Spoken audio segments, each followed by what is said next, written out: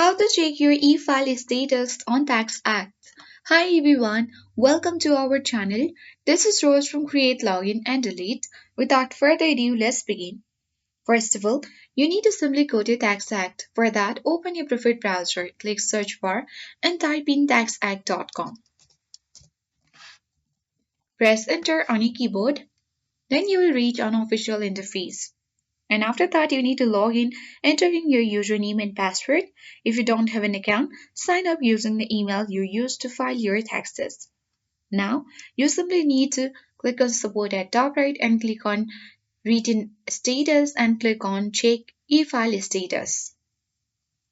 And after that, you can simply click on check e-file status and scroll down. And here you simply need to enter all the following information below, that is the tax return year, tax return type, last name, zip code, and social security number. And after that, you need to click on check e-file status.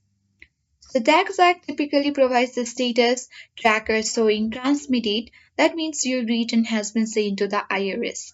If it says accepted, the IRS has approved your return. Or if there is issues or restrictions, the errors are found and TaxAct will provide instructions to fix them as well. You need to keep checking your status for updates on refund processing or IRS changes. And with that, you can successfully check your e-file status on TaxAct.